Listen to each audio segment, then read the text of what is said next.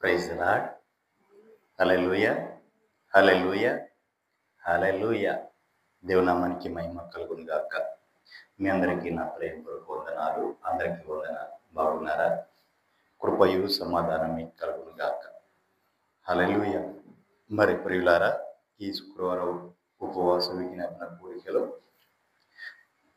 ప్రభువారు నీతో నాతో ఏం మాట్లాడబోతున్నారో అట్టి మాటలు మనం ధ్యానించుకుందాం. పరిశుద్ధాత్మ దేవుడు మనకు సహాయము చేయును గాక. ఆమేన్.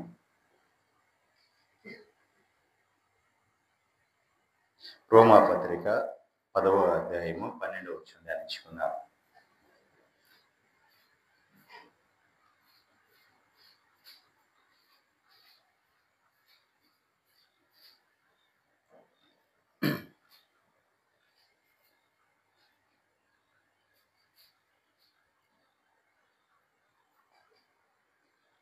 రోమా పత్రిక 10వ అధ్యాయం 12వ వచనం. యూదుడని గ్రీస్తు దేశస్థుడని భేదము లేదు, ఒక్క ప్రభువే అందరికీ ప్రభువై ఉండి తనకు ప్రార్థన చేయు వారందరి ఎడల కృప చూపుటకు ఐశ్వర్యవంతుడై ఉన్నాడు. హల్లెలూయా. దేవునికి మహిమ కలుగునుగా. నిజమే ప్రియులారా, యూదుడని గ్రీస్తు దేశస్థుడని భేదము లేదు. అందరికీ ప్రభువే, అందరికీ దేవుడే. మన దేవుడు, మన ప్రభువు అందరికీ ప్రభువే. ఎవరైతే తనకు ప్రార్థన చేయవారందరి ఎడల కృప చూపడానికి ఆయన ఐశ్వర్యవంతుడై ఉన్నాడు. దేవునికి మహిమ కలుగునుగా.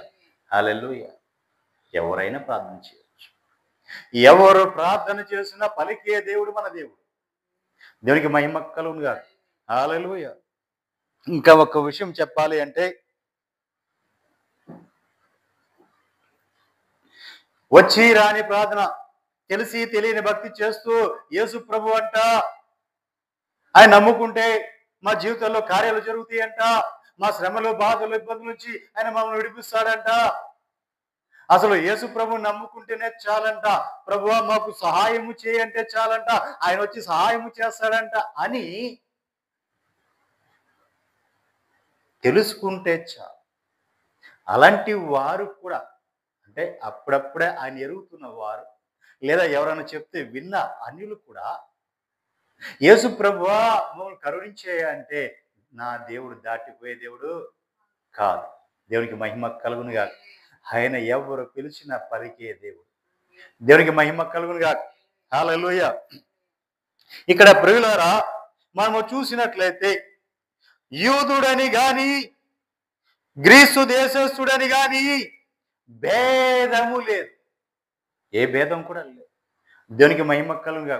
యూదుడు అంటే భక్తిపరుడు, అంటే దేవుని ఎరిగిన వాడు, దేవుని చేత నా సొత్తు నా స్వజనం అని పిలబడిన వాడు అనుకుందాం. ఆయన ఒక శ్వాసం. గ్రీసు దేశస్థుడు అంటే అన్యుడు అని అనుకుందాం. ప్రభుని అంతగా ఎరగని వాడని అనుకుందాం. దేవునికి మహిమ కలుగునుగా. హల్లెలూయా. ఇప్పుడు ఏ భేదము కూడా ఆయనకు లేదు. దేవునికి మహిమ కలుగునుగా. హల్లెలూయా. ఏ భేదము లేదు. అందరికీ కూడా ఆయన కృప చూపడానికి మహదైశ్వర్యంతుడై ఉన్నాడు. గొప్ప ఐశ్వర్యంతుడు. ఆయన కృప అంతా ఇంతని మనం వర్ణించలేము. దేవునికి మహిమ కలుగునుగా. హల్లెలూయా. ఆకాశం అంతా, భూమి అంతా ఇంత అంతని ఆయన కృప చూపగలమా? ఇంతని మనం వర్ణించి చెప్పగలమా? చెప్పలేము. ఆయన కృప అంతెంత కాదు. దేవునికి మహిమ కలుగునుగా. హల్లెలూయా. చూడండి ప్రియులారా,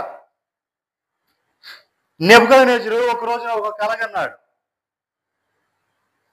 కలగన్నాడు. ఆ కలభావం దానియేలు చెప్తూ వచ్చాడు. దాని గురించి 2 మాటలు ధ్యానించుకుందాం. దానియేలు పుస్తకం 2వ అధ్యాయం 41వ వచనం. ఒక నెబుకద్నెజరు ఒక విగ్రహాన్ని చూశాడు. ఆ విగ్రహము రకరకాలుగా ఉంది. అంతా ఒకే దానితో చేయబడాల విగ్రహం. బంగారంతో చేయబడింది, వెండితో చేయబడింది, ఇత్తడితో చేయబడింది, ఇనుముతో చేయబడింది, మట్టితో చేయబడింది. ఒకే విగ్రహం ఇన్ని రకాలు కలిసి ఆ విగ్రహం చేయబడింది. దాని భావం ఏంటి? ఎవరు చెప్తారు ఈ భావం అని అడిగాడు. దానియేలు ముందుకు వచ్చాడు. దానియేలు చెప్తున్నాడు. చదవండి అమ్మా. 41 నుంచి రండి. పాదములను వ్రేళ్ళును. చూడండి, నేను విగ్రహం మొత్తం చెప్పట్లా, పాదము వేళ్ళు మాత్రమే చెప్తున్నా. పాదమును వేళ్ళును కొంత మట్టుకు కుమ్మరి మట్టిది గాను, కొంత మట్టునకు ఇనుపదిగా ఉన్నట్లు తమరికి కనబడిన కనుక ఆ రాజ్యములో భేదములుండు. దేవునికి మహిమ కలుగునుగా. చూడండి ప్రియులారా, ఆ విగ్రహం యొక్క నమూనా రూపం ఏంటంటే పైనుంచి కూడా వర్ణించుకుంటూ వచ్చాడు. ఆయా కాలాల్లో ఇలా ఉండబోతుంది అంటే ఒకే విగ్రహం ఉంది. ఆ విగ్రహం ముందుగా బంగారంతో ఉంది. అది ఎప్పుడు కాలం అంటే నీ కాలం, గోల్డెన్ ఎంపైర్, నెబుకద్నెజర్ కాలంలో జరుగుతున్న ఈ కాలము జరుగుతున్నదని. దాని తర్వాత వచ్చినవి ఇవన్నీ కూడా కిందకు ఉన్నాయి. రకరకాలుగా అలా రకరకాల వీటితో దాన్ని చేశారు. దేనితో? బంగారంతోను, వెండితోను, ఇత్తడితోను, రాగితోను, ఇంకా ఇనుముతోను, మట్టితోను చేశారు ఆ విగ్రహాన్ని. దేవునికి మహిమ కలుగుగా. ఇప్పుడు అవన్నీ నేను వర్ణించట్లేదు. నేను కాళ్ళ దగ్గరికి వచ్చాను, కాళ్ళ వేళ్ళ దగ్గరికి వచ్చాను. కాళ్ళును, కాళ్ళ వేలును, పాదములను, వేళ్ళును కొంత మట్టుకు కుమ్మరి మట్టిది గాను. అంటే కుమ్మరి అడుసు పిసికి మట్టిని ఏం చేస్తాడు? బాగా జిగురు వచ్చిన తర్వాత ఆ మట్టిని తీస్తాడు. ఆ కుమ్మరి మట్టిగా ఉంది. కొంత మట్టుకు ఇనుపదిగా ఉన్నట్లు తమరికి కనబడెను కనుక ఆ రాజ్యములో భేదములుండును. హల్లెలూయా. చూసారా ప్రియులారా? ఇప్పుడు నేను చెప్పబోయే రాజ్యం ఏ రాజ్యం అంటే ఇప్పుడు జరుగుతున్న రాజ్యమే. దేవునికి మహిమ కలుగునుగా. ఇప్పుడు జరుగుతున్న రాజ్యం ఇది. ఈ జరుగుతున్న రాజ్యంలో ఇప్పుడు ఎలా ఉందంటే ఇనుమును మట్టి కలిసి ఉంది. ఆ పాదములకు ఇనుము ఉంది, మట్టి వేళ్ళు మట్టిగా ఉన్నాయి. ఇవి రెండు కలిసి ఉన్నాయి, బురదతో పూసిపడి ఉన్నాయి. ఇవన్నీ కూడా ఇప్పుడు జరుగుతున్న కాలం. దేవునికి మహిమ కలుగునుగా. ఎందుకంటే ఇనుముకును మట్టికును భేదం ఉంది. ఇక్కడ ఏముంది? భేదం ఉంది. ఇనుముకును మట్టికును భేదం ఉంది. ఆ భేదం అయితే ఇనుము బురదతో కలిసి ఉన్నట్లు కనపడెను కనుక ఆ రాజ్యములు అలాగనే ఉంటాయి. అంటే రెండు కలిసి ఉంటాయి, కలిసే ఉంటాయి, కానీ భేదములు ఉంటాయి. ఇలాగా ఇనుమును మట్టి కలిసి ఉన్నట్లుగా రెండు కలిసే ఉంటాయి, కానీ భేదములు ఉంటాయి. రాజ్యములో భేదములు ఉంటాయి. నా పార్టీ, నీ పార్టీ, నా పార్టీ, నీ పార్టీ. దేవునికి మహిమ కలుగునుగా. నేను అది, నువ్వు ఇది. ఇవన్నీ కూడా ఈ కాలంలో ఉన్నట్లుగా ఉంటాయి. దేవునికి మహిమ కలుగునుగా. హల్లెలూయా. ఆ రాజ్యము ఇనుము వంటి బలము గలదై ఉండును. పాదములు, వేళ్ళు కొంత మట్టునకు ఇనపవి గాను, కొంత మట్టుకు మట్టివి గాను ఉన్నట్లు ఆ రాజ్యము ఒక్క విషయంలో బలముగాను, ఒక్క విషయంలో నీరసముగాను ఉండును. దేవునికి మహిమ కలుగునుగా. ఇప్పుడు మట్టి, ఇనుము ఎలా కలిసి ఉన్నాయి?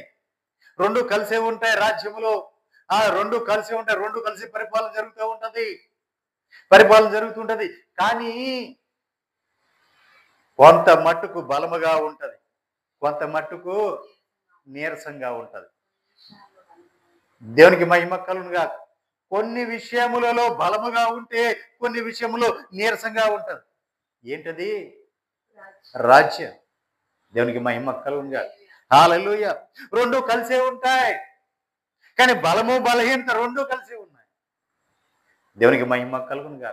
హల్లెలూయా. నిజమే ప్రియులారా, కొంత నీరసముగాను, కొంత బలముగాను ఉంటుంది.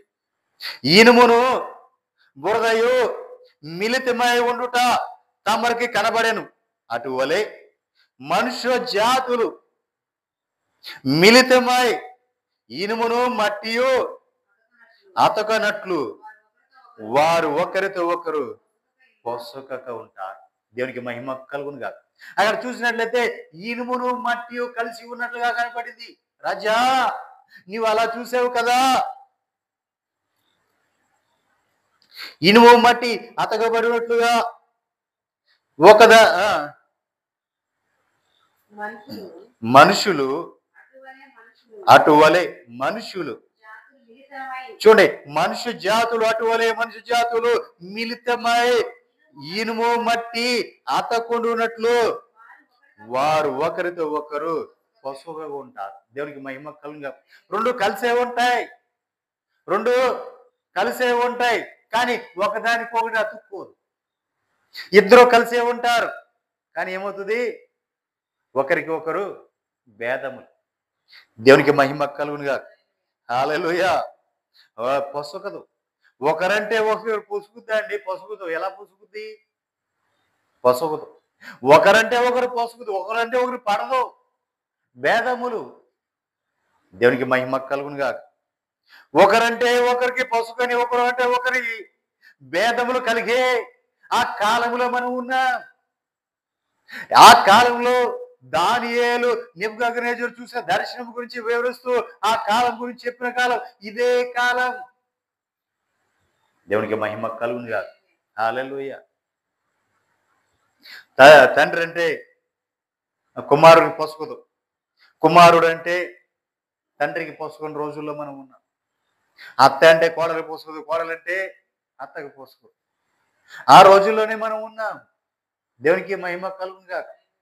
అంతేకాదండి, ఇద్దరు సహోదరులు ఉంటే ఒకరంటే ఒకరికి పొసగదు, ఒకరంటే ఒకరికి పొసగదు. దేవునికి మహిమ కలుగును గాక. హల్లెలూయా. ఆ దినాల్లోనే మనం ఉన్నాం. అవి ఏ దినాలు అనుకున్నారు?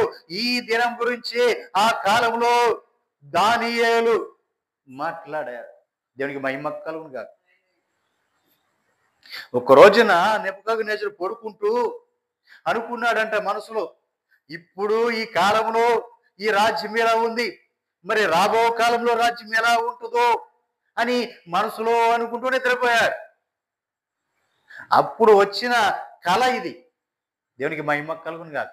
దేవుడు ఏం చేశాడంటే, ఇదిగో నీ తర్వాత రాజ్యం ఎలా ఉండబోతుంది, ఆ తర్వాత రాజ్యం ఎలా ఉండబోతుంది, ఆ తర్వాత రాజ్యం ఎలా ఉండబోతుంది అని చెప్పి ఆ దర్శన రూపంలో ఆ విగ్రహాన్ని చూపించాడు. ఆ విగ్రహం యొక్క భావం ఏంటో అర్థం కాక అందరిని చూశాడు. శకునగాండ్లను, సోదిగాండ్లను, జాతకాలు చూసేవారిని అందరిని పిలిపించాడు. ఎవడో కూడా చెప్పలేకపోయాడు. వీళ్ళందరినీ కూడా చంపేయమన్నాడు. రాజ్యంలో లేకుండా చంపేయమన్నాడు. చంపేయమంటే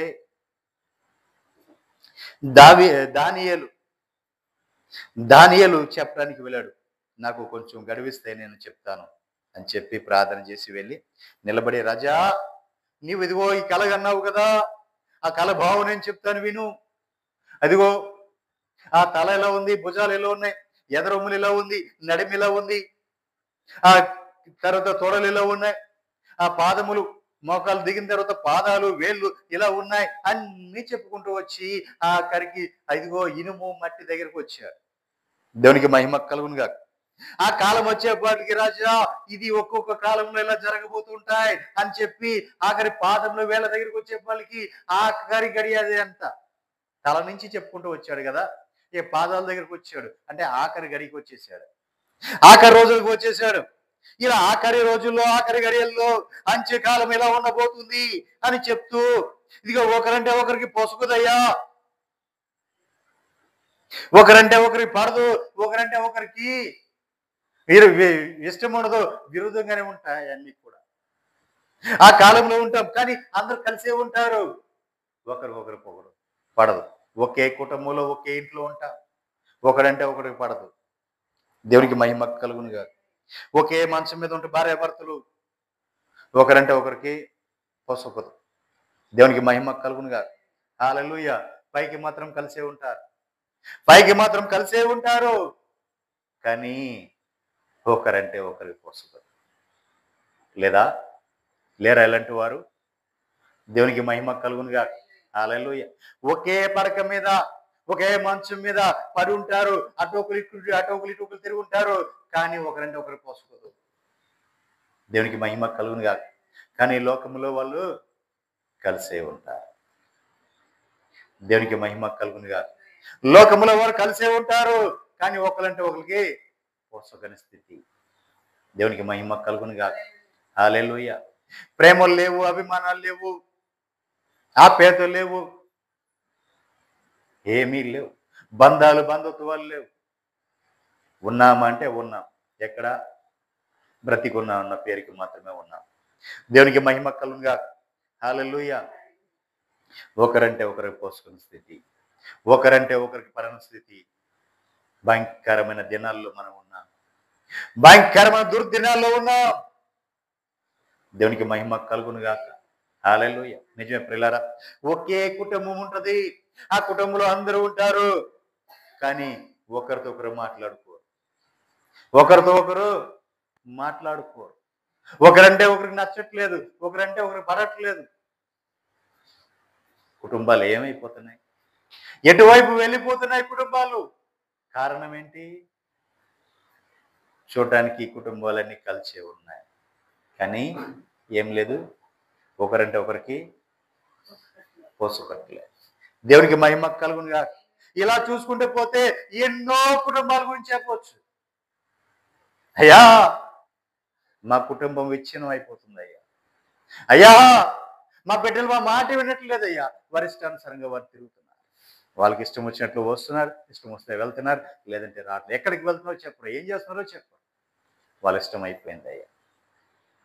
అయ్యా నా భర్త నా మాట వినట్లేదయ్యా. అసలు కుటుంబంలో ఒకరంటే ఒకరు పొసగట్లేదయ్యా. ఎడముఖం పెడముఖంగా ఉండాల్సి వస్తుందయ్యా. అయ్యో నా భార్య నా మాట వినట్లేదయ్యా. నా భార్య తనకి ఇష్టం వచ్చినగా ఉంటుంది. మాట్లాడటానికి లేదు, ఉండడానికి లేదు.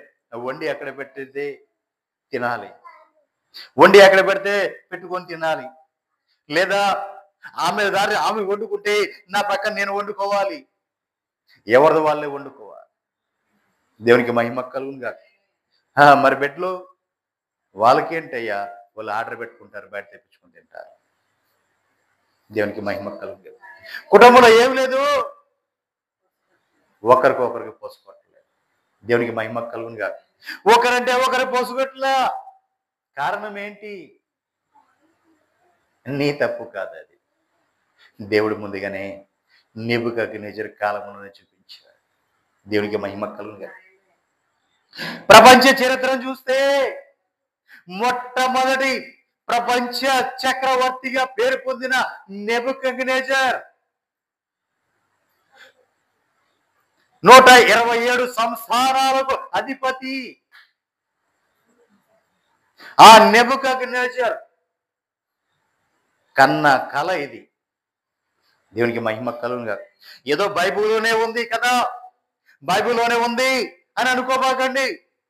ప్రపంచ చరిత్ర చూస్తే అర్థమవుతుంది. ఆ కాలంలో ప్రపంచాన్ని జయించిన నెబుకద్నెజర్ ప్రపంచాన్ని జయించారు. ఆయన కాలంలో గోల్డెన్ ఎంపైర్ గా పేరుగాంచిన వాడు నెబుకద్నెజర్. దేవునికి మహిమ కలుగునుగా. హల్లెలూయా. ఆ కాలము గురించి మనం మాట్లాడుకుంటున్నాం. కానీ ఆ కాలములోనే ఈ కాలం ఎలా ఉండబోతుందో నెబుకద్నెజర్కు దేవుడు చూపించారు. దేవునికి మహిమ కలుగునుగా. హల్లెలూయా. ఇప్పుడున్న ప్రజాస్వామ్య దేశాలు, ప్రజాస్వామ్యం పరిపాలన ఇదంతా కూడా ప్రజల చేత ఏర్పరచబడి ప్రజల చేత గెలుపొందిన ప్రభుత్వం చేస్తుంటాయి. ఇవన్నీ కూడా ఈ కాలంలో జరుగుతున్నవే. ఆ కాలంలోనే చెప్పాడు, కొన్ని వేల సంవత్సరాల క్రితమే. దేవునికి మహిమ కలుగునుగా. హల్లెలూయా. నిజమే ప్రియులారా. ఒకరంటే ఒకరికి పొసగని స్థితి. ఆ స్థితిలో ఉండగా అతకని స్థితి, పొసగని స్థితి. ఇనుము మట్టి అతకదు, అట్లాగే మనిషి మనిషి అతక్కుకుండా, మనిషి మనిషి పొసుగుతూ ఒకరికొకంటే ఒకరికి పడకోకుండా జీవిస్తున్న రోజులు ఇవి. దేవునికి మహిమ కలుగుగా. చాలా దుఃఖకరమైన జీవితం అండి, దౌర్భాగ్యమైన జీవితం అంటారు, బాధాకర జీవితం. ఒక్కొక్కరు చూస్తుంటే, ఒక్కొక్కరు చెప్తుంటే అసలు ఏం మాట్లాడాలో అర్థం కాదు. వాళ్ళ కుటుంబాల గురించి చెప్తూ ఉంటే. దేవునికి మహిమ కలుగునుగా. హల్లెలూయా. నెమ్మది లేదు, సమాధానం లేదు, శాంతి లేదు, ప్రేమ లేదు, ఆప్యాయత లేదు, బంధాలు లేవు, బాంధవ్యాలు లేవు, ఏవీ లేవు. దేవునికి మహిమ కలుగునుగా. నీ దారి నీదే, నా దారి నాదే. దేవునికి మహిమ కలుగునుగా. హల్లెలూయా. ఇలాంటి దౌర్భాగ్యపు దినాల్లో మనం ఉన్నాం. దేవునికి మహిమ కలుగునుగాక. హల్లెలూయా. నిజమే ప్రియులారా, ఒకరంటే ఒకరికి పొసగని స్థితిలో మనం ఉండిపోయాం.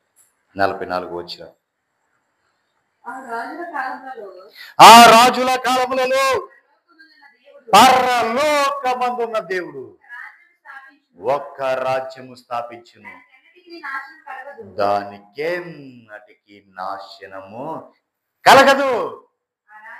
ఆ రాజ్యము ఆ రాజ్యము ఎవరికంటే ఆ రాజ్యమును పొందిన వారికి కాక మరి ఎవరికి చెందదు. ఒక్క నిమిషం. దేవునికి మహిమ కలుగునుగా. ఇలాంటి కాలములో ఒకరంటే ఒకరికి పొసగని కాలములో, అంటే అంచె దినాలు, ప్రభు రాబోతున్నాడు. ప్రభు అవుతుంది, 7 నెలల శ్రమ రాబోతుంది. 7 శ్రమల నుంచి బయటపడిన తర్వాత అప్పుడు ఏర్పడబోయే రాజ్యం ఇది. దేవునికి మహిమ కలుగునుగా. హల్లెలూయా. ఎప్పుడు ఏర్పరచబడే రాజ్యం అండి? ఇప్పుడు శ్రమల కాలంలో ఉన్న మనము కృపావరంలో కృపావరం ముగించి అంచులో మనం ఉన్నాం. ఈ కృపాయుగం ముగిసిన వరనే శ్రమలు ప్రారంభం అయిపోతాయి. పరుషులు ఎత్తబడతారు. ఎత్తబడిన తర్వాత పరలోకంలో 7 ఏండ్ల పెండ్లి విందు జరుగుతుంది. భూమి మీద 7 సంవత్సరాల శ్రమలు జరుగుతాయి. 3.5 సంవత్సరాలు శ్రమలైతే 3.5 సంవత్సరాలు మహాశ్రమలు జరుగుతాయి. అవి జరిగిన వరనే అప్పుడు, అంటే 7 సంవత్సరాలు భూమిని పరిపాలించే దేవుడు అపవాది పరిపాలిస్తాడు, అంత్యక్రీస్తు పరిపాలిస్తాడు. దేవునికి మహిమ కలుగును గాక. 7 సంవత్సరాలు భూమి మీద అంత్యక్రీస్తు అనబడిన అపవాది పరిపాలిస్తాడు. దేవునికి మహిమ కలుగును గాక. 7 ఏండ్లేమో 7 సంవత్సరాలేమో పరలోకంలో పరిశుద్ధులకు పెండ్లి విందు జరుగుతుంది.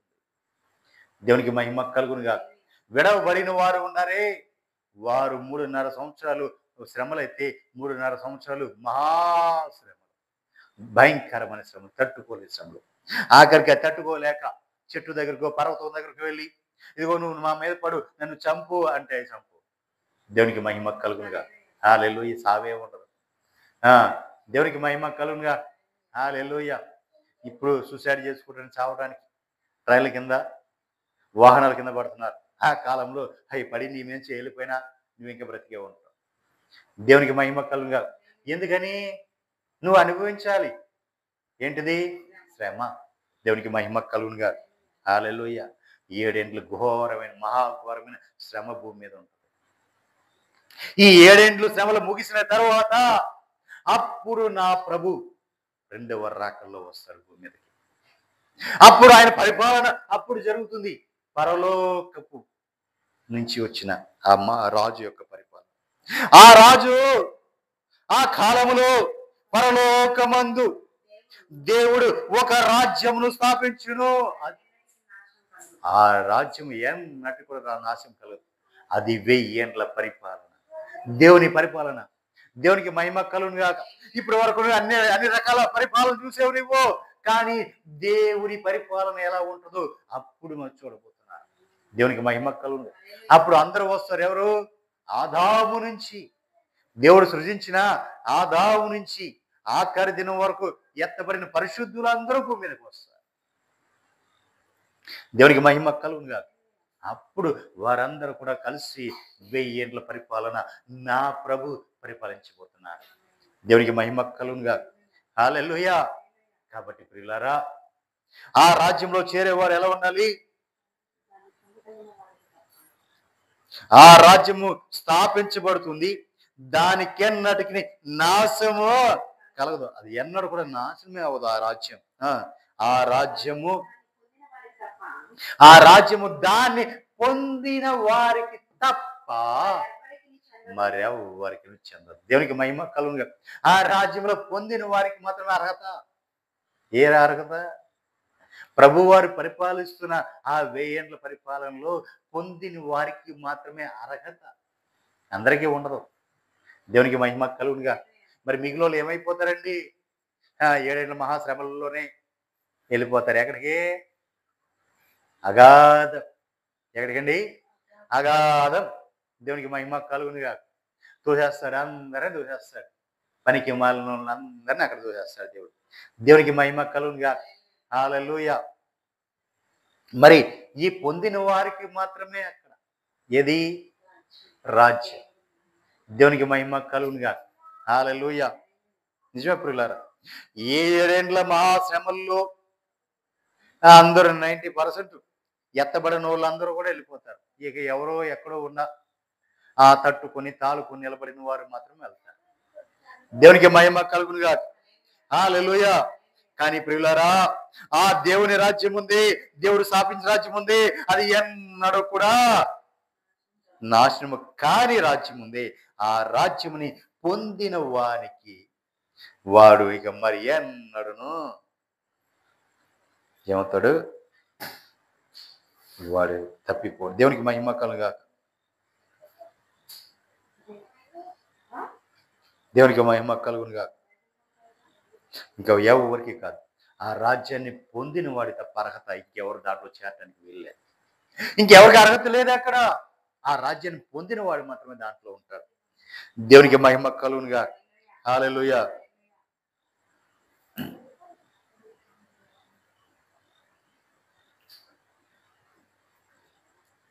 అందుకు అది ముందు చెప్పిన రాజ్యములన్నిటినీ పగలగొట్టి నిర్మూలము చేయను. కానీ అది యుగములు నిలిచే రాజ్యం. దేవునికి మహిమ కలుగు.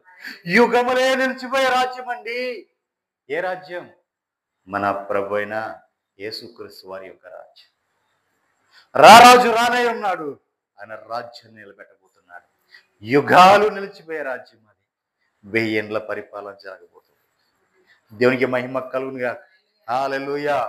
ఇప్పుడు మనం చూస్తున్నాం ఏమని? ఒక్కో పార్టీ వస్తుంది, ఒక్కో వ్యక్తి వస్తున్నాడు.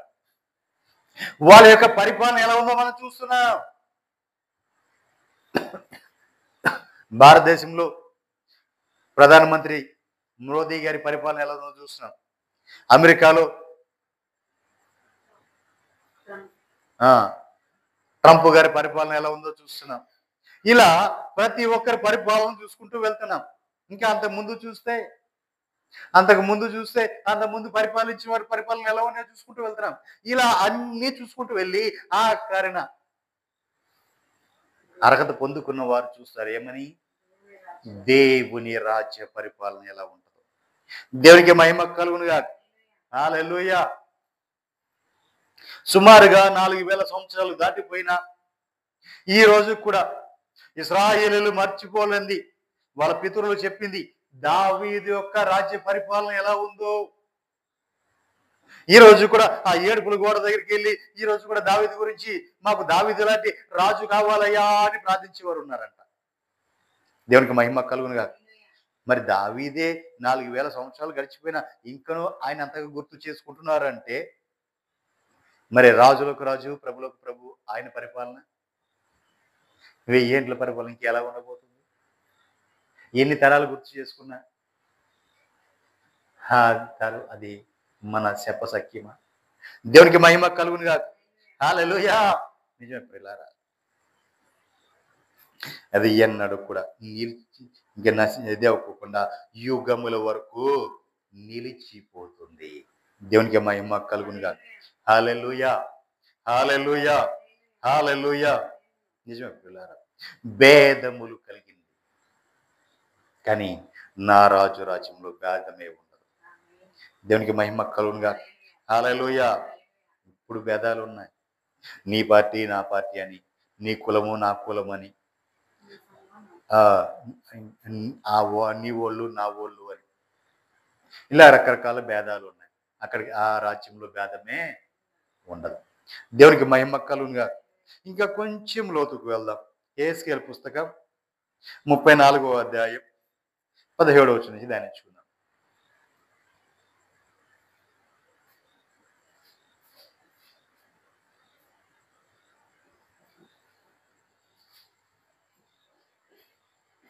యెహెజ్కేలు పుస్తకం 34వ అధ్యాయం 17వ వచనం. నా మంద నా మంద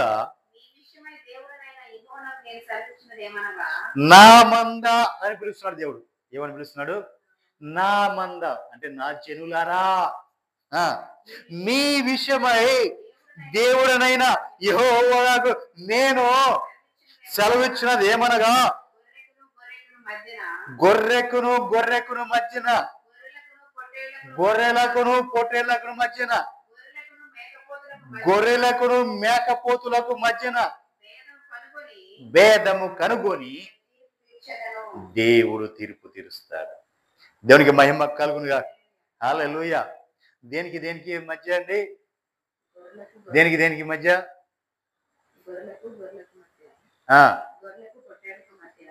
గొర్రెలకు గొర్రెలకు మధ్య, గొర్రెలకు పొట్టేళ్లకు మధ్య, గొర్రెలకు మేకపోతులకు మధ్య ఉన్న భేదం కనుగొని దేవుడే తీర్పు తీరుస్తాడు.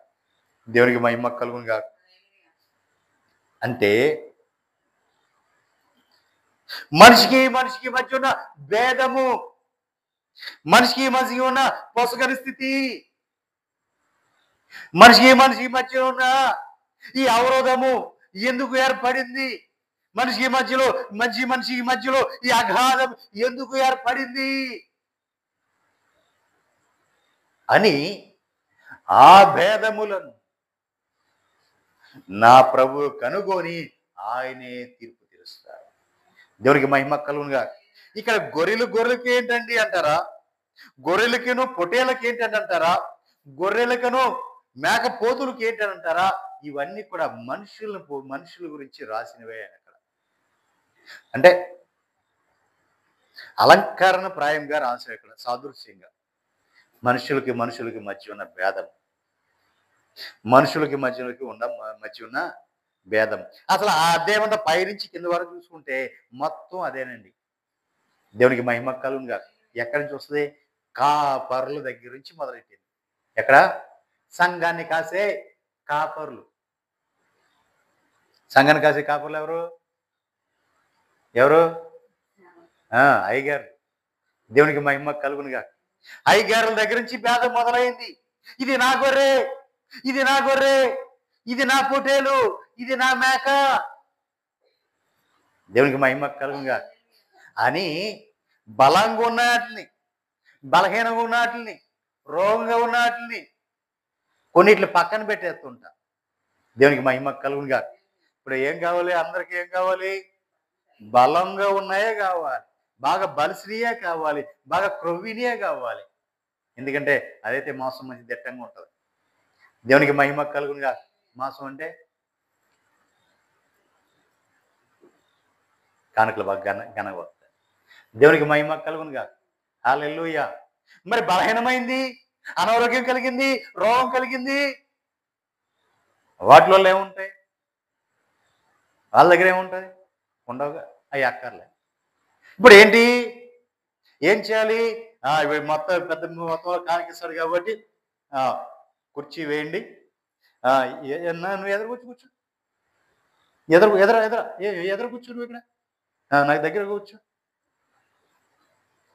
మరి రోగం కలిగింది, నీరసం కలిగింది, వచ్చిందనుకో, ఎక్కడ ఉండాలి? ఎక్కడైనా కూర్చో. ఒకవేళ కుర్చీలో కూర్చున్నా ఈ లోపం బలం కలిగిన వచ్చానుకో, అమ్మా నువ్వు లేచి ఎక్కడ కూర్చో, నువ్వు వచ్చి ఇక్కడ కూర్చో. ఏంటిది? భేదం కదా. భేదము కదా. సంఘాల్లో భేదము కదా. దేవునికి మహిమ కలుగునుగా. హల్లెలూయా. ఆ! ఇంకా కాపర్లు ఇంకెలా ఉన్నారు? రకరకాలుగా. దేవునికి మహిమ కలుగునుగా. భేదములు చూపిస్తున్నారంట. నేను చెప్పలా. ఆ అధ్యాయంలో ఉన్న మాటలే చెప్తున్నా. దేవునికి మహిమ కలుగునుగా. హల్లెలూయా. భేదములు చూపిస్తున్నారు. సంఘములో ఉన్న వారికి ఒకరికొకరికి భేదములు చూపిస్తున్నారు. దేవునికి మహిమ కలుగునుగా. హల్లెలూయా. ఒకరంటే ఒకరికి పడదు. అలా రకరకాల భేదములు చూపించుకుంటూ వస్తున్నారు. కానీ ప్రియులారా, నా ప్రభు ఏమంటున్నాడంటే, నా మంద మీ విషయమై దేవుడనైనా నేనే తీర్పు తీరుస్తా. ఏం తీర్పది? గొర్రెకి మధ్య ఉన్న భేదము కనుగొంటాడంట. దేవునికి మహిమ కలుగునుగా. ఆ భేదం ఎందుకు వచ్చింది? గొర్రె నీకు మీ అందరూ ఒకటే కదా, ఒకే గొర్రె ఒకే మంద కదా, మీరంతా ఒకే ప్రజలు కదా, మరి మీలో భేదాలు ఎందుకు అంటే, ఈ భేదములు దేవుడి నుంచి వచ్చినాయి కాదు కదా, మనుషుల నుంచి స్వలాభము కోసం వచ్చిన భేదాలు ఇవన్నీ కూడా. దేవునికి మహిమ కలుగునుగా. ఎంత? ఇది నా సంఘము నాలోనే ఉండాలి, ఇంకెక్కడికి వెళ్ళకూడదు. నా ప్రజలు మీరు నా దగ్గరే ఉండాలి, ఇంకెక్కడికి వెళ్ళకూడదు. ఎవరి మాట వినకూడదు. ఎవరి మాట వింటే మళ్ళీ వీడి మాట వింటే మానేస్తాం కదా. దేవునికి మహిమ కలుగునుగా. ఆ భయము ఎక్కువైపోయింది సంఘాల్లో. ఎక్కడికి వెళ్ళకూడదు. ఎందుకు రాలేదో చెప్పు. నువ్వు వెళ్ళి పలానా వాళ్ళు రాలేదు, వెళ్ళి ఇంటికి వెళ్ళి మాట్లాడు, ఎందుకు రాలేదు? ఒకవేళ అవసరం అయితే చేపట్టుకు లాక్కొచ్చాయి, లేదా నడవలేకపోతే భుజాన్ని వేసుకుని ఎత్తుకొచ్చాయి. ఇంకా కొంచెం ముందుకెళ్ళి మేము వచ్చి కారులో ఎక్కించగలుగుతాం, మీరు ఎక్కడికి వెళ్ళొద్దు. ఎక్కడ? కారులో ఎక్కించగలుగుతాం, మీరు అక్కడే ఉండండి, మేమే ఎక్కించగలుగుతాం. దేవునికి మహిమ కలుగునుగా. హల్లెలూయా. మాకు కూడా ఒకటి తగిలేళ్ళండి. దేవునికి మహిమ కలుగునుగా. హల్లెలూయా. మీరు ఎక్కడికి వెళ్ళొద్దు, మీరు అక్కడికి నడిచి వెళ్ళొద్దు, మేము వచ్చి మీ ఇంటికి వచ్చి కారు ఎక్కించుకుని తీసుకెళ్తాం. నువ్వు రాలేకపోతున్నావా, నడవలేకపోతున్నావా, దూరం అయిందా, మేము మిమ్మల్ని కారు ఎక్కించుకుని తీసుకెళ్తాం. దేవునికి మహిమ కలుగునుగా. హల్లెలూయా. చూసారా ప్రియులారా ఎలా అయిపోయిందో? దేవునికి మహిమ కలుగునుగా. హల్లెలూయా. నిజమే ప్రియులారా, ఎంత భయంకరమైన స్థితికి వచ్చేసి చూడండి. భేదములు కలుగజేస్తున్నారు. సంఘానికి మధ్య భేదాలు, కాపరికి మధ్య భేదాలు, విశ్వాసి మధ్య భేదాలు. ఈ భేదాలు అక్కడ అయిపోతున్నాయా? లేదు, కుటుంబాల్లోకి వెళ్ళిపోతున్నాయి. ఒక కుటుంబంలో ఇద్దరు అన్నదమ్ములు ఉన్నారనుకోండి. ఒకరికి ఒక అయ్యగారు అంటే అభిమానం, ఇంకొకరికి ఇంకొక అయ్యగారు అంటే అభిమానం. ఇప్పుడు ఈ భేదాల వల్ల వాళ్ళు విడిపోవాల్సి వస్తుంది. దేవునికి మహిమ కలుగునుగా. ఎవరు? కుటుంబం విడిపోవాల్సి వస్తుంది. దేవునికి మహిమ కలుగునుగా. హల్లెలూయా. ఇంకా కొంచెం ముందుకు వెళ్తే, ఇదిగో నువ్వు అక్కడికి వెళ్ళావంటే, ఆ సంఘానికి వెళ్ళావంటే నీకు ఉద్యోగం రాదు. నువ్వు ఆ సంఘంకి వెళ్ళావంటే ఇక నీ పని అంతే, నీకు ఏ ఉద్యోగం నాశనం అయిపోతావు, అలా అయిపోతావు, ఇలా అయిపోతావు. ఏంటది? భేదం. దేవునికి మహిమ కలుగునుగా. హల్లెలూయా. ఇక దేవుడు ఉన్నాడు, దేవుడు నిర్ణయించాడు, నీకు ఉద్యోగం ఇస్తాడు, లేకపోతే నీ గొప్ప చేస్తాడు, లేకపోతే నేను ఆశీర్వదిస్తాడు, ఇక ఇవేమీ లేవు, చెప్పేస్తామంతే. నువ్వు అక్కడికి వెళ్ళావు అంటే నీ కుమారుడికి నీ ఉద్యోగం రాదు, నీ కొడుక్కి ఉద్యోగం రాదు. మరి ఏం చేయాలి? ఇక ఈ మాట చెప్పాడు, ఉద్యోగం రాదు, అమ్మో మా అయ్యగారు అన్నాడు, ఆ అయ్యగారు అన్నాడంటే ఉద్యోగం రాదు. ఇప్పుడు ఏం చేయాలి? ఇంటికి వచ్చి ఏం చేయాలి? అది దేవునికి మహిమ కలుగునుగా. హల్లెలూయా. ఇంకా ఏంటిది? భేదం కాదా? దేవునికి మహిమ కలుగునుగా. ఇంకా ప్రియులారా, ఇంకా కొంచెం లోతుకు వెళ్తే అసలు అయ్యగారు ఎలాంటోడో తెలుసా నీకు? అసలు ఎలాంటోడో తెలుసా? అట్టంటోడు ఇట్టంటోడు, నోటికి వచ్చినట్లు ఇంకొకరి మీద ఏది. దేవునికి మహిమ కలుగునుగా. హల్లెలూయా. ఏదో ఒకటి చెప్పి ఆ విశ్వాసం యొక్క మనసు మార్చేసి అటు వెళ్లకుండా చేయాలి. ఆ విశ్వాసం ఏం చేద్ది? ఈ అయ్యగారు ఎటు చెప్తున్నాడు, అయ్యగారు ఎటు చెప్తున్నాడు, అసలు ఎటు వెళ్ళలో తెలియక ఎటు వెళ్లకుండా ఇంట్లోనే పరిగెడుతూ ఉంటాం. దేవునికి మహిమ కలుగునుగా. హల్లెలూయా. ఎటు వెళ్తున్నా ఒకటే, అటు వెళ్ళాలా ఇటు వెళ్ళాలో తెలియదు. వీళ్ళు ఇటు చెప్పి ఆయన అటు చెప్పి అలా చేసి ఇలా చేసి ఆఖరికి ఏమైపోద్ది? అన్ని రాలుగా మారిపోద్ది. అంటే దేవుని యందు ఉన్న విశ్వాసం సంస్థము కోల్పోతాం. దేవునికి మహిమ కలుగునుగా. హల్లెలూయా. నిజమే ప్రియులారా, భేదము మామూలు భేదాలు కాదండి ఇవి. దేవునికి మహిమ కలుగునుగా. హల్లెలూయా. ఆ, ఏం చేస్తున్నాడు నా ప్రభు? గొర్రెకు మధ్య ఆ భేదంలో అసలు భేదంలో ఎందుకు వచ్చినా కనుక్కోవాలి. ఆ గొర్రెలకు పొట్టేలకు మధ్య భేదం ఎందుకు వచ్చినా ఆయన కనుక్కుంటాడు. ఆ గొర్రెలకును మేకలకు మధ్య, మేకపోతులకు మధ్య ఎందుకు భేదం వచ్చింది అంటే, రకరకాల ప్రజలు, రకరకాల భాషలు, రకరకాలు వస్తుంటారు కదా. రకరకాల భావాలు కలిగిన వాళ్ళు ఉంటారు. ఒకే ఇదిలో ఉన్న, ఒకే చోట ఉన్న, ఒకే మందిరంలోకి వచ్చే వాళ్ళకి రకరకాలుగా వస్తున్నారు. వీళ్ళందరి యొక్క ఒకరికొకరికి భేదం ఎందుకు వస్తుంది అనేది ప్రభువే కనుక్కుంటాడంట. దేవునికి మహిమ కలుగుగా. ప్రభు కనుక్కొని వారికి ఏం చేస్తాడైనా తీర్పు తీరుస్తాడు. దేవునికి మహిమ కలుగుగా. హల్లెలూయా. కింద వచ్చినాను. విశేషముగా మేఘము వేసి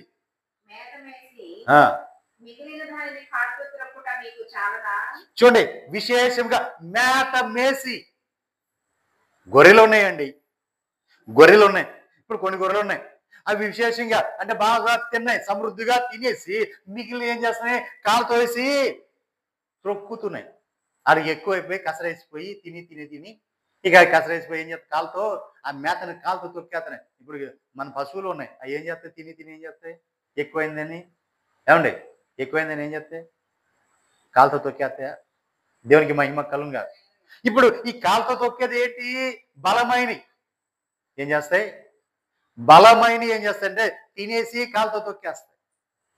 మరి బలహీనమైన ఏం చేస్తాయి,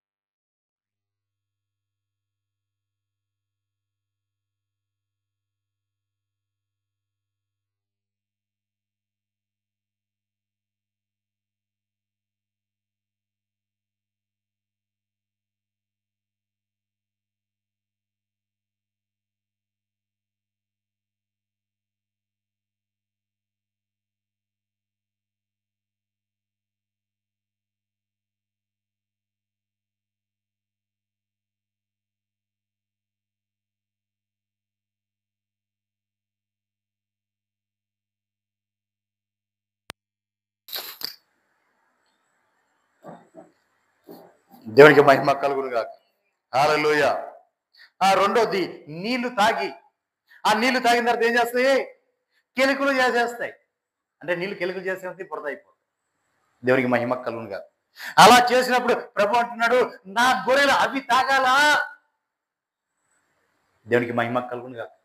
అంటే నీవు తొక్కి వేసిన గడ్డి తినాలి, నీవు కెలుకులు చేసిన నీళ్లు నా గొర్రెలు తాగాలా. దేవునికి మహిమ కలుగునుగా. శ్రేష్టమైన ఏవో నువ్వు తినాలి. కొన్ని తినేసిన తర్వాత మిగిలి వదిలేస్తావా అంటే వదిలేయవు. అలా శ్రేష్టమైన నీళ్లు తాగి మిగిలిన నీళ్ళు అలా వదిలేస్తావు అంటే వదిలేవు. ఏం చేస్తావు, నీళ్ళని కిలుకులు చేస్తున్నావు, గడ్డిని ఏం చేస్తున్నావు, తొక్కేస్తున్నావు. ఇప్పుడు దేవుడు నా పిల్లలు అవి తినాలా, అవి తాగాలా అని అడుగుతున్నాడు. చదువమ్మా.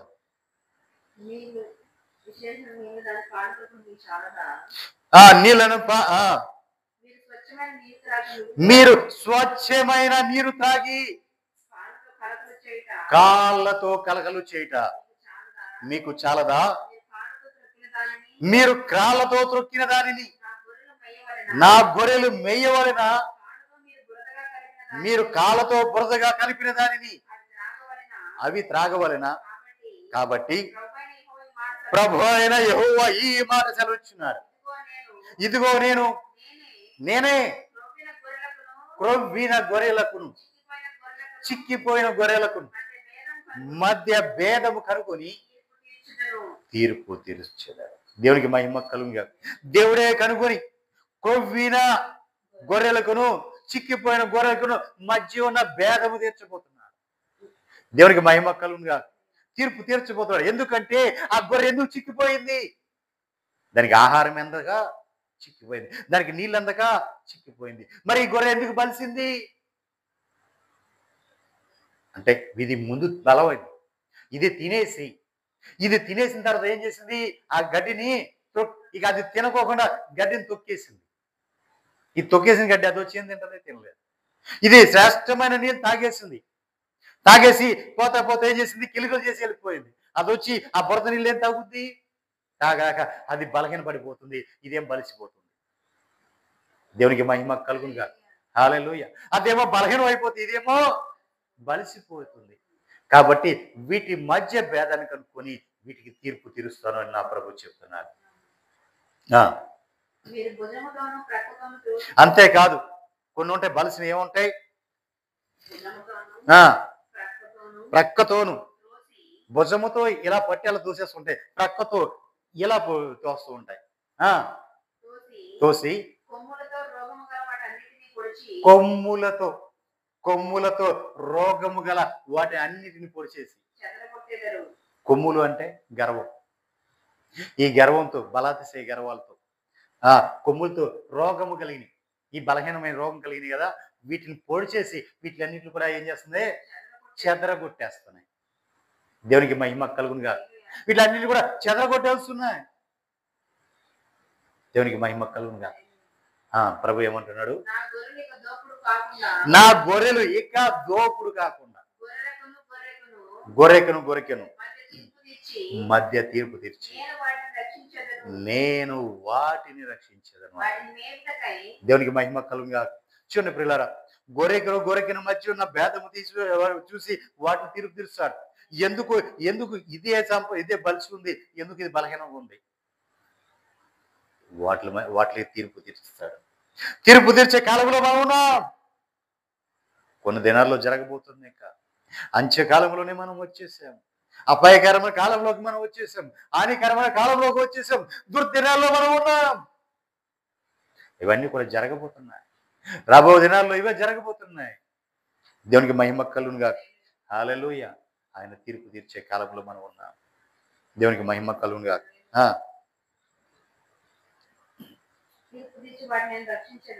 ఈ బలహీనమైపోయి, ఈ పనికిరాని దేవుని యొక్క గొర్రెలు అనబడిన, దేవుని యొక్క ప్రజలు అనబడిన వారందరినీ కూడా ఆయన రక్షిస్తాడు. వాటిని తిరిగి ఏం చేస్తాడంటే దేవుని ప్రజలందరినీ సమకూర్చి వాళ్ళను మేపటానికి తన సేవకుడైన దావీదును వాటి మీద కాపరినిగా నియమిస్తాడు. అతడు వాటికి కాపరిగా ఉండి వాటిని మేపును. యెహోవానైన మన ప్రభు మనకు దేవుడై ఉంటాడు. ఆయన సేవకుడైన దావీదు వారి మధ్య అధిపతిగా ఉంటాడు. దేవుడే మనకు, ప్రభువే మనకు మాట ఇచ్చినాడు. దేవునికి మహిమ కలుగునుగా. హల్లెలూయా.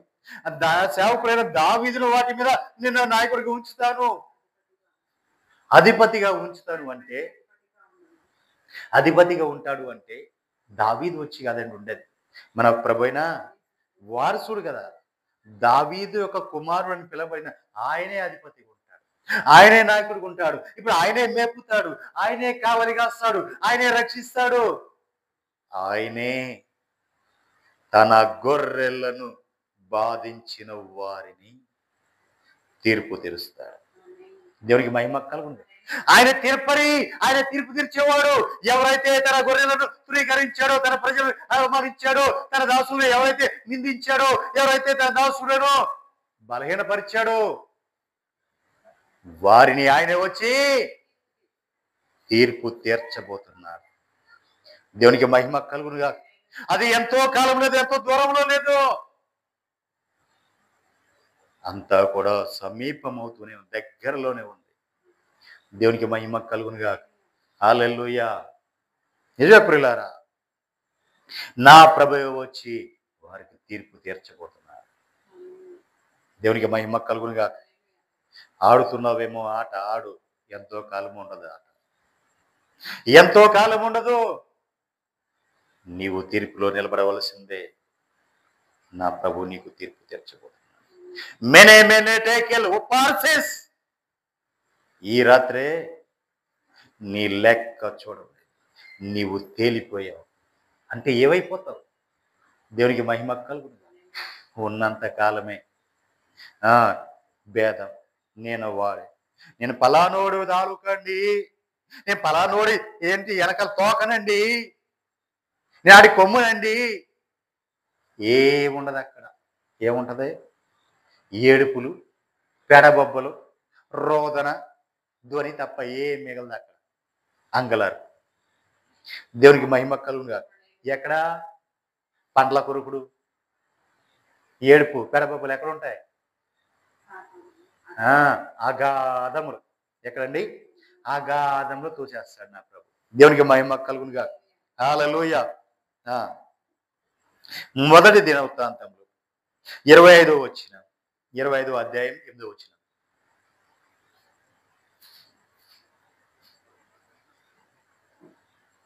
తాము చేయు సేవ విషయములో పిన్నయని పెద్దయని గురువు అని శిష్యుడని భేదము లేకుండా వంతుల కొరకై చీట్లు వేసిరి. దేవునికి మహిమ కలుగుగాక. చూడండి పిల్లారా, దినవృత్తాంతంలో స్వయంగా రాయబడి ఉంది అక్కడ మాట ఏమంటే 25:8లో తాము చేయు సేవ విషయమై, దేవుడి సేవ, మనుషుల సేవ కాదు, దేవుడి సేవ విషయమై భేదము లేకుండా ఇటు చిన్నోడు ఇటు పెద్దోడు, ఇటు పెద్ద అయ్యగారు ఈ చిన్న అయ్యగారు అని కాదు, ఇటు గురువు ఇటు శిష్యుడు అని కాదు. అక్కడ మరేంటి? భేదము లేకుండా ఎవరు ఏ సమయంలో సేవ చేయాలనేది వాళ్ళు ఏం చేశారంట? చీట్లు వేసుకున్నారంట. దేవునికి మహిమ కలుగునుగా. హల్లెలూయా. కాబట్టి నువ్వు చిన్నోడు కాబట్టి రై నువ్వు నా కాలు అక్కడే ఉండాలి, నువ్వు అక్కడే ఉండాలి, నువ్వు ఎదిగే ఉండాలి, నేను చెప్పిన మాట వినాలి, నువ్వు చేయకూడదు, నేను నీ గురువుని, నువ్వు నా శిష్యుడు, నువ్వు అక్కడే ఉండాలి అంటే కుదరదు. అక్కడ దేవుడి సేవ చేసేటప్పుడు అందరూ సమానమే. దేవునికి మహిమ కలుగునుగా. హల్లెలూయా. ఒకడు ఎక్కువ ఒకడు తక్కువ కాదు. దేవునికి మహిమ కలుగునుగా. దేవుడు వారికి ఇచ్చిన కృపా పరిమాణం చొప్పున వారు కార్యం చేసుకుంటూ వెళ్తుంటాడు, ఆ జనాన్ని రక్షించుకుంటూ వెళ్తుంటాడు. దేవునికి మహిమ కలుగునుగా. అంతే తప్ప సేవ విషయము వచ్చేపట్లకి తాము చేయు సేవ విషయములో, సేవ చేసే విషయములో పిన్నలని గాని పెద్దలని గాని గురువు అని గాని శిష్యుడని గాని భేదము లేకుండా వంతుల చొప్పున చీట్లు వేసి మొదటి చీటి నీకు పడింది నువ్వు చేయి, రెండో చీటి నీకు పడింది నువ్వు చేయి, మూడో చీటి నీకు పడింది మూడో చీటి నువ్వు చేయి, నాలుగో చీటి నీకు పడింది నువ్వు చేయి. ఇలా చీట్లు చొప్పున చేసుకుంటూ వెళ్ళాలి. అంటే వంతుల ప్రకారమే చేయాలి. కానీ నేనే గురువుని కాబట్టి, నువ్వు శిష్యుడు కాబట్టి ఎప్పుడు కూడా నువ్వు అక్కడే ఉండాలి. ఎక్కడా? నా పాదాలు అక్కడే ఉన్నా. దేవునికి మహిమ కలుగునుగా. ఇది సేవ కాదు, దేవుడు చెప్పిన సేవ. ఇలా కాదు దేవుడు చెప్పిన సేవ. దేవునికి మహిమ కలుగునుగా. హల్లెలూయా. వంతులు చొప్పున చేయాలి. దేవునికి మహిమ కలుగునుగా. నిజమే పిల్లారా, అక్కడ మాట ఉందా లేదా? మొదటి దినవృత్తాంతములు 20వ అధ్యాయము 8వ వచనం చూస్తే తాము చేయు సేవ విషయములో పిన్నలని గాని పెద్దలని గాని గురువు అని గాని శిష్యుడు అనేది భేదము లేకుండా వంతులు చొప్పున సేవ చేయడానికి చీట్లు వేసుకుని ఒకరి తర్వాత ఒకరు ఆ సేవ చేసుకుంటూ వచ్చారు. దేవునికి మహిమ కలుగునుగా. హల్లెలూయా. జకర్యా పుస్తకం 2వ అధ్యాయం 11వ వచనం.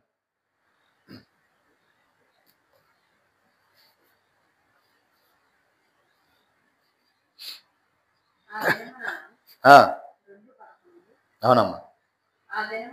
ఆ దినమున అన్యజనులనేకులు యెహోవాను హత్తుకొని నాకు జనులగుదురు, నేను మీ మధ్య నివాసము చేతును. అప్పుడు యెహోవా నన్ను మీ యొద్దకు పంపి ఉన్నాడని మీరు తెలుసుకొందురు. దేవునికి మహిమ కలుగునుగా. హల్లెలూయా. ఆ కాలము వచ్చినప్పుడు ఏమవుతుందంటే, ఆ దినములు వచ్చినప్పుడు అన్య జనములు అనేకులు యెహోవాను హత్తుకుంటారు. ఎలాగా? ఈ మాట ఎందుకు వచ్చింది, ఎక్కడ వచ్చింది అంటే మూలవాక్యం ఉంది కదా, ఏమని? యూదుడని గ్రీసు దేశస్థుడని. మరి యూదుడంటే మనం ఏమనుకున్నాం? దేవుని ఎరిగిన వాడు, దేవుని సొత్తు, దేవుని స్వాస్యం అనుకున్నాం. మరి గ్రీసు దేశస్థుడంటే ఏమనుకున్నా? అన్యుడు, దేవుని ఎరగిన వాడు, దేవునికి విరోధమైన వాడు, దేవునికి దూరమైన వాడు అని మనం అనుకున్నాం. ఇప్పుడు ఈ అన్యుడు, దేవునికి దూరమైన వాడు, ఈ దేవుని ఎరగనటువంటి వాడు, ఈ అన్యుడు గురించి మనం మాట్లాడుకుంటున్నాం. దేవునికి మహిమ కలుగుగా. హల్లెలూయా. ఆ దినమున, ఏ దినం? ప్రభు రాకడ దినమున. ప్రభు దినం ఒక రోజు ఉంది. ఆ దినమున అన్యులు అనేకులు యెహోవాను హత్తుకుంటారు. అంటే దేవుని హత్తుకుంటారు, పట్టుకుంటారు. మా దేవుడు నీవే, మా రక్షకుడు నీవే, మా విమోచకుడు నీవే ప్రభువా అని చెప్పి మన దేవుని హత్తుకుంటారు అన్యులు అనేకులు. ఆ దినమున నాకు వారందరూ ఏమవుతారు? దేవునికి జనులైపోతారు. దేవునికి మహిమ కలుగునుగా.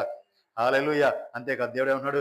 నేను మీ మధ్య నివా నివాసము చేసేదాను. ఎవరి మధ్య నివాసం చేస్తాడంట? అన్యులు వారి మధ్య నివాసం చేస్తాడు. అంతేకాదు అప్పుడు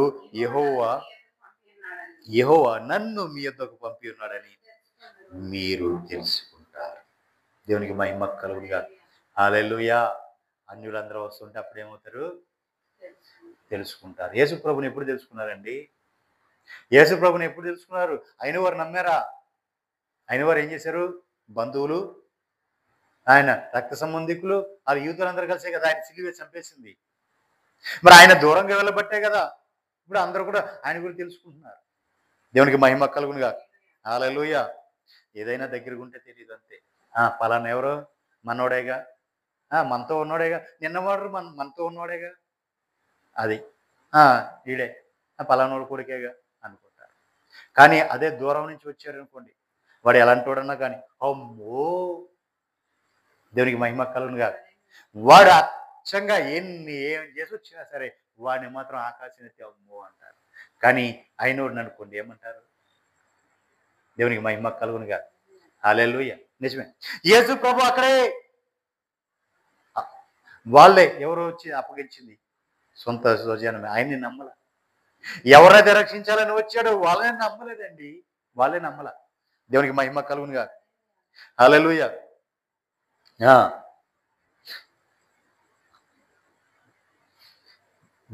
యెహోవా నన్ను మీ యొద్దకు పంపి ఉన్నాడని మీరు తెలుసుకుందురు. దేవునికి మహిమ కలుగునుగా.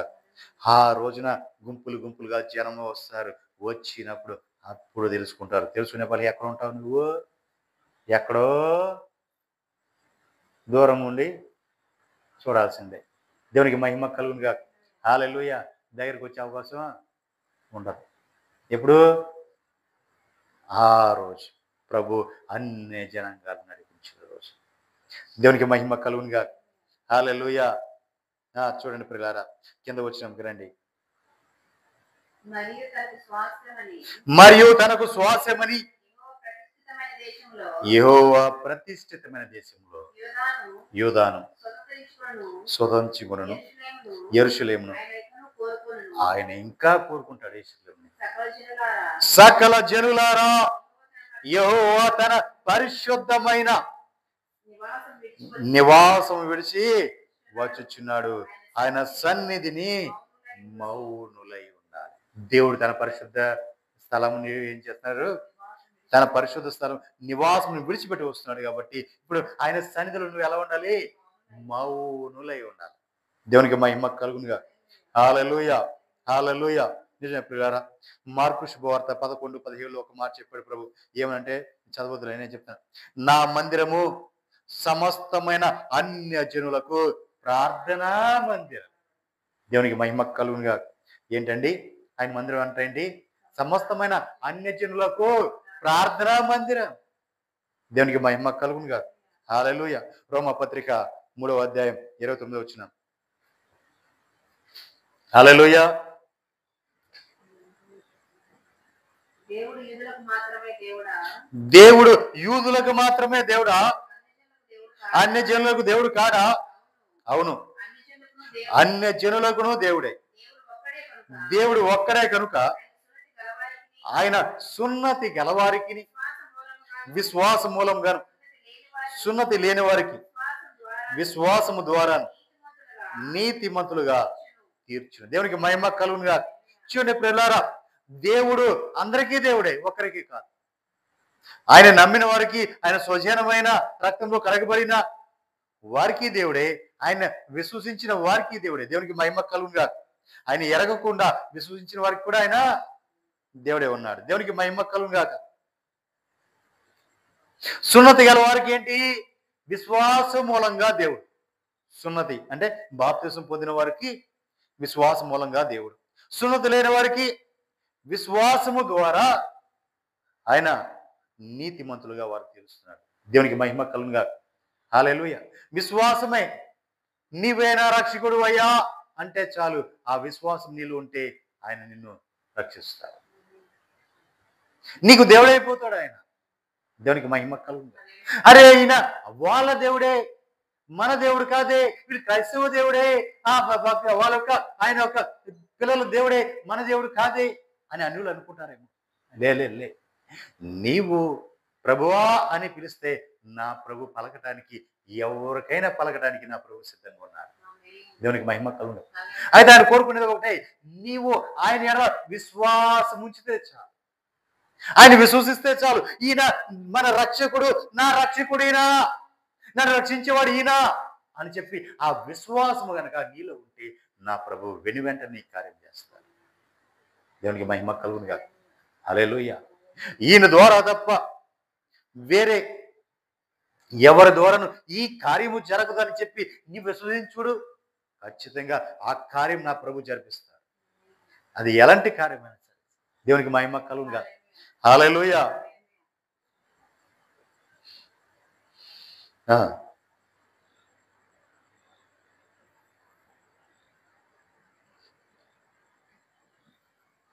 అన్ని జనులు 30 వచ్చినకి రండమ్మా.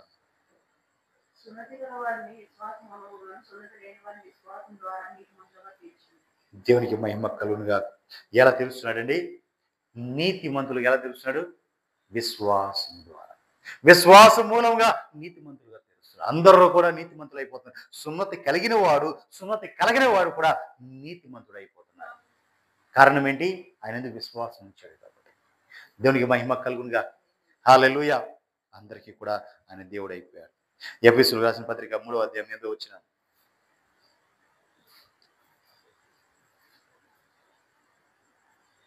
దేవుడు మన ప్రభు అయిన క్రీస్తు యేసునందు చేసిన నిత్య సంకల్పము చొప్పున పరలోకములో ప్రధానులకును అధికారులకును సంఘము ద్వారా, చూడు, సంఘము ద్వారా తన యొక్క నానా విధములైన జ్ఞానము ద్వారా, ఆ జ్ఞానము ఇప్పుడు తెలియబడవలనే ఉద్దేశము, శోధింప సఖ్యము కాని క్రీస్తు ఐశ్వర్యమును అన్యజనులకు ప్రకటించుటకు సమస్తమును సృష్టించిన దేవుని యందు పూర్వకాలమున మరుగై ఉన్న ఆ మర్మము గురించిన ఏర్పాటును ఎట్టిదో అందరికి నీవు తేటపరచుటకు పరిశుద్ధులందరిలో అత్యల్పులైన నాకు ఈ కృప అనుగ్రహించాడు. దేవునికి మహిమ కలుగునుగా. హల్లెలూయా అని అపోస్తలుడైన పౌలు అన్నాడు. దేవునికి మహిమ కలుగునుగా. నిజమే ప్రియులారా, ఆయన మహదైశ్వర్యం ఎట్టిదో లోకమునకు ఆయన ఐశ్వర్యం వారికి అందరూ కూడా ఆయన పంచడానికి, అన్ని జనులకు కూడా ఆయన ఐశ్వర్యాన్ని పంచడానికి, ఆయన కృపను పంచడానికి, ఆయన ప్రేమను పంచడానికి. వాళ్ళు అనర్హులు, వీళ్ళు అన్యులు, దేవుడు తెలియని వారు, దేవుని ఎరగని వారు అని మనము వాళ్ళని అనుకుంటూ ఉంటాం. కానీ దేవుడు వారికి కూడా దేవుడై ఉన్నాడు. దేవుడు వారి జీవితాల్లో కూడా కార్యం చేస్తున్నాడు. వారిని కూడా ఆయన రాజ్యంలో చేర్చుకుంటున్నాడు. దేవునికి మహిమ కలుగునుగా. హల్లెలూయా. ఆఖరిగా నేను ఒక మాట చెప్పి ముగిస్తాను. చూడండి, అదే 25వ వచనం, అదే అధ్యాయము 25వ వచనం, రోమా పత్రిక 11వ అధ్యాయం 25వ వచనం. ఏమా ఎఫెసులో ఉన్నామా? దేవునికి మహిమ కలుగునుగా. హల్లెలూయా. చూడండి ప్రియులారా, అందరికీ ఆ మర్మము ఇప్పుడు తేటపరచబడుతుంది. ఏ మర్మం? ఇప్పుడు నేను చెప్పబోయే మర్మం. దేవునికి మహిమ కలుగునుగా. చదవండమ్మా, రోమా పత్రిక 11వ అధ్యాయం 11వ వచనం.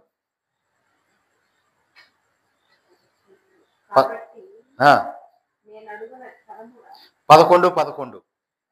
కాబట్టి ఆ, నేను అడుగునది ఏమనగా ఆ. మరి పడిపోనట్లుగా తొట్టిల్లిరా వారు పడిపోయినట్లుగా తొట్టిల్లిరా. నన్నరాదు. ఎవరు? దేవుని పిల్లలు, దేవుని జనం, దేవుని యొక్క సొత్తు, దేవుని యొక్క శ్వాసమైన యూదులు. వారు ఎందుకు తొట్టిల్లిపోయారు? అక్కడ తొట్టిల్లిపోయారు. దేని తొట్టిల్లిపోయారు? వారు పడిపోయినట్లుగా తొట్టిల్లిపోయారా? అట్లా అనుకోకూడదు. వారికి రోషం పుట్టించుటకై వారికి రోషము పుట్టించుటకై వారి తొట్టుపాటు వలన వారి తొట్టుపాటు వలన అన్యజనులకు రక్షణ అన్య జనులకు రక్షణ కలిగినది. కలిగినది. దేవునికి మహిమ కలుగునుగా. హల్లెలూయా. ఊరికి రక్షణ కలగలేదండి, వారి తొట్టిపాటు వలన అన్య జనులకు రక్షణ కలిగింది.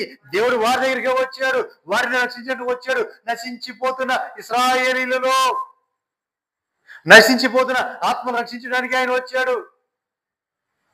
ఎవరి కోసం వచ్చాడండి? నశించిపోతున్న ఆత్మలు, నశించిపోతున్న వారిని, ఇశ్రాయేలీయులలో నశించిపోతున్న వారిని రక్షించడానికి ఆయన వచ్చాడు, వెతికి రక్షించడానికి. కానీ వారు ఏం చేశారు? యేసు ప్రభువుని త్రోసివేశారు. వారు త్రొట్టిల్లిపోయారు. ఈయన మెస్సయ్య కాదు, ఈయన రక్షకుడు కాదు, ఈయన దేవుడు కాదు అని చెప్పి ఆయన్ని త్రోసివేశారు. వారు త్రొట్టిల్లిపోవటం వల్ల ఇప్పుడు ఆ మర్మం దేవుడు చెప్తున్నాడు. ఏంటి ఆ మర్మం? ఏంటంటే ఇప్పుడు ఈయన అన్య జనులకు వెలుగైపోయాడు, అన్య జనులకు వెళ్ళిపోయారు. ఇప్పుడు అన్య జనులు ఏమవుతున్నారు? ఈయన తెలుసుకొని రక్షించబడుతున్నారు, మారుమనసు పొందుతున్నారు, అనేక అద్భుతాలు, ఆశ్చర్యాలు చూస్తున్నారు, మహత్కార్యాలు అనుభవిస్తున్నారు. దేవునికి మహిమ కలుగునుగా. మరి వీళ్ళు ఎలా ఉన్నారు? విశ్వాసులు, దేవుని పిల్లలను పడిన వారు, రక్షించబడిన వారు. అయ్యా మేము ఇంతకాలం ఉన్నాం, 2 సంవత్సరాలుగా ఉన్నాం, ఇదిగో మా వెనకాల ఇంత లిస్ట్ ఉంది అంటే మా తాత ముత్తాతల నుంచి మేము క్రైస్తవులమే అని చెప్పుకుంటున్న వారు ఎలా ఉన్నారు? అలాగే ఉన్నారు, తొట్టిల్లిపోతూనే ఉన్నారు. ఏ కార్యం పొందుకోట్లా, ఏది అందట్లా. ఎక్కడ ఉన్నామంటే యేసు చోటే ఉన్నా అంటున్నారు. మరి అన్ని జనులు నిన్న మొన్న వచ్చినారు, ఈ రోజు వచ్చినారు, రేపు వచ్చినారు, ఇలా ఏమైపోతున్నారు? అంతకంతకు ముందుకు వెళ్ళిపోతున్నారు. దేవునికి మహిమ కలుగునుగా. ఈ రోజున మనం చూడని ప్రియులారా, అన్య జనుల్లో జరిగిన కార్యాలు వీళ్ళ దగ్గర జరగట్లా. ఎవరి దగ్గర? ఎందుకని? కారణం ఏంటి? కారణం ఎందుకని? దేవునికి మహిమ కలుగునుగా. విశ్వాసం ఉంటున్నా, దేవుని నమ్మిక ఉంటున్నా. దేవునికి మహిమ కలుగునుగా. రోజు వినే వాక్యం, ఈ వాక్యం మాకు తెలియదు అంటలే. మేము చాలాసార్లు విన్నాం ఈ మాట, మేము చాలాసార్లు విన్నాం. అబ్బా, ఈ వాక్యాలు, ఈ వాగ్దానాలు ఎన్నో వస్తూ ఉన్నాయి, వెళ్తూ ఉన్నాయి, అంతే. దేవునికి మహిమ కలుగునుగా. మరి వారు ఏం చేస్తారు? అమ్మో, నా కోసం దేవుడు మాట్లాడు, నా కోసం నా జీవితం కార్యం చేస్తున్నాడు, ఈ కార్యం జరిగిపోతే నేను పొందుకున్నా, అనిపిస్తున్నా, నేను రేపొద్దునే అనిపిస్తా, ఈ కార్యం అంతా నేను అనిపిస్తున్నాను, అంతే. వాగ్దానం పొందేసుకుంటున్నారు, అనిపించేస్తున్నారు.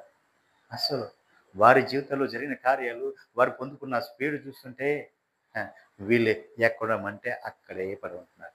ఎక్కడ? ఒకడు శిలో కోనేట్లు పడి ఉన్నాడంట, 38 సంవత్సరాలకు పడి ఉన్నాడంట. ఎన్ని సంవత్సరాలండి? 38 సంవత్సరాలు అక్కడే కూర్చున్నాడు, దాన్ని ఆనుకొని. ఆ పిల్లర్, నేనే ఒక పిల్లర్ అనుకున్నాడు. దేనికి? ఆ మండపానికి. ఆ మండపానికి నేనే పిల్లరు, నేను కాబట్టి ఇక్కడ ఉన్నా. ఇదిగో ఇన్ని సంవత్సరాలుగా ఉన్నా, నా ముందు ఎంతమంది వచ్చి వెళ్ళారు తెలుసా చెప్పుకుంటాడు. మళ్ళీ ఎట్లా? నా ముందు ఎంతమంది వచ్చారో తెలుసా, ఎంతమంది వెళ్ళారో తెలుసా. వీడు అక్కడే కూర్చున్నాడు, కానీ వీడు వెనకాల వచ్చిన వాళ్ళందరూ స్వస్థత పొందిపోతున్నారు.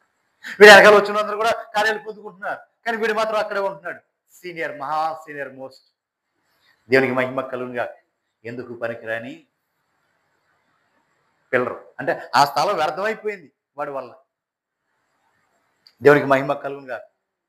యేసు ప్రభువు, ఇంకెంతకాలం ఉంటారు నువ్వు ఇక్కడ? ఈ స్థలం నీ వల్ల ఎందుకు వ్యర్థం అవ్వాలి? వచ్చిన వాళ్ళకి అవిశ్వాసం వస్తుంది. నేను చూడంగానే ఇన్ని సంవత్సరాలు నువ్వు ఎప్పటి నుంచి ఉంటావయ్యా, నువ్వు ఎక్కడ వచ్చావయ్యా అని ఎవడని కొత్తడు వచ్చాడు అనుకో, నేనేమనుకుంటున్నావు? ఈ మొత్తం మీద సీనియర్ నేనే. నేను 38 సంవత్సరాలు నేను ఇక్కడ ఉంటున్నా తెలుసా. దేవునికి మహిమ కలుగు. అంటే 38 సంవత్సరాలు నువ్వు స్వస్థత పొందలేదా? ఏ కార్యం పొందుకోలేదా? మలోడివి, ఏం పొందుకోవాలా? వెనక వచ్చాడు, ఏమనుకుంటా, అరే 38 సంవత్సరాలుగా వాడు అక్కడే ఉంటున్నాడు, ఆ సంఘంలో ఉంటున్నాడు, ఏ కార్యం పొందుకోలేదంట, ఏ మేలు జరగలేదంట. ఇంకా అలా ఉంటే మనకేం జరుగుద్ది? దేవునికి మహిమ కలుగునుగా. హల్లెలూయా. అందుకే యేసు ప్రభువు అన్నాడు, నీ గురించి ఈ స్థలం ఎందుకు వ్యర్థమైపోవాలి?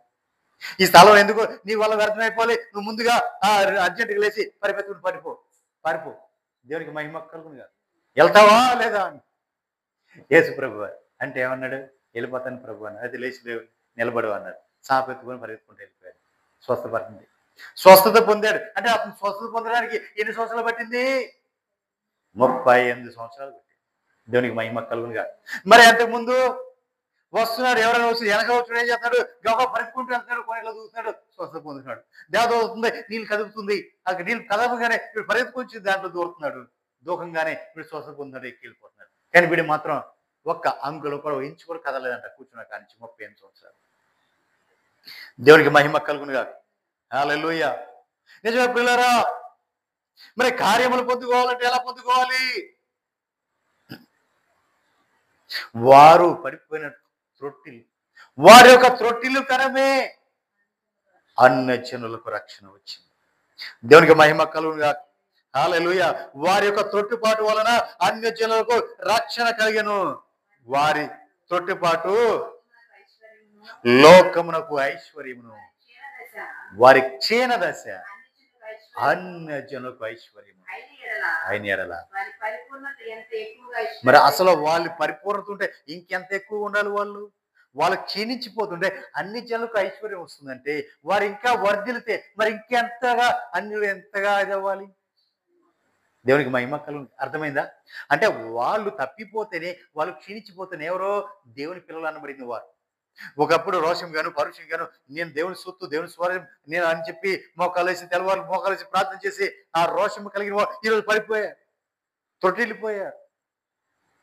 కానీ కొత్తగా వచ్చిన అన్యులు ఏం చేస్తున్నారు? వాళ్ళ త్రొట్టిల్లటం వల్ల ఈ కృప ఎక్కడికి వెళ్ళిపోయింది?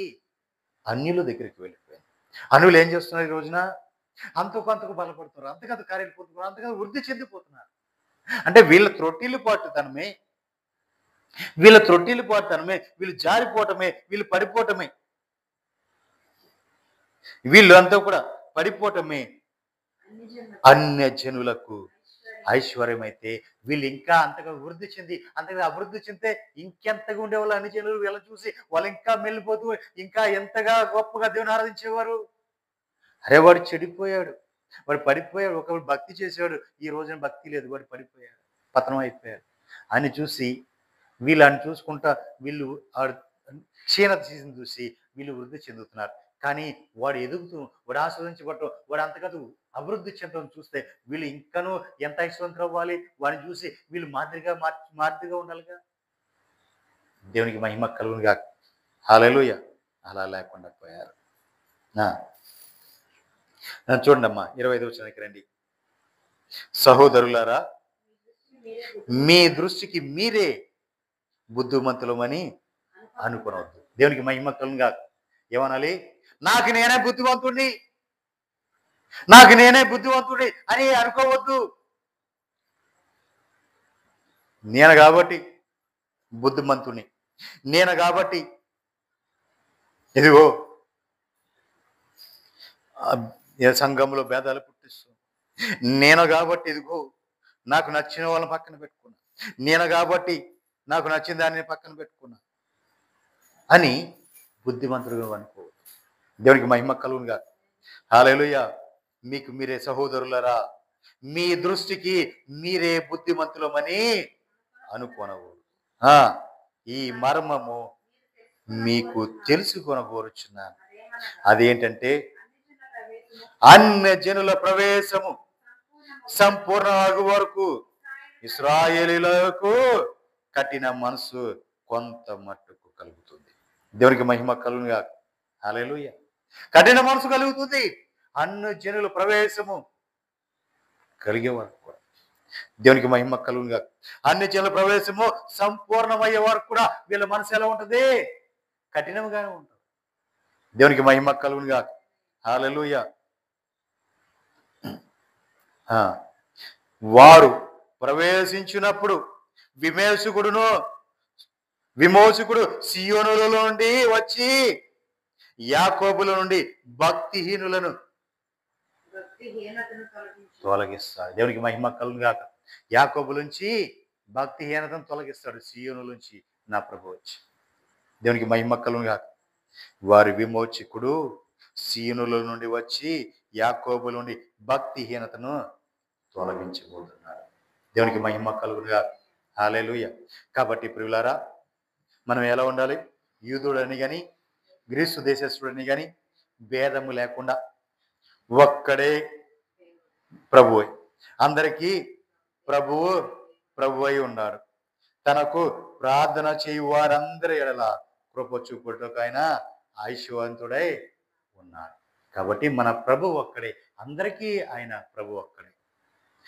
ప్రార్థన చేయ ప్రతి వారికి కూడా ఆయన కృప చూపువాడై ఉన్నాడు. అట్టి కృప పరిశుద్ధాత్మ దేవుడు మనకు అనుగ్రహించును గాక. హల్లెలూయా. ప్రార్థన చేసుకున్నాం. ప్రియులారా, మరి ఆదివారం ఆరాధన యథావిధిగా ఆయా సంఘాల్లో జరుగుతుంది. మీ అందరికీ నా ప్రేమపూర్వక వందనాలు. అనేకులు తెలియచేయండి, అనేకులకు షేర్ చేయండి.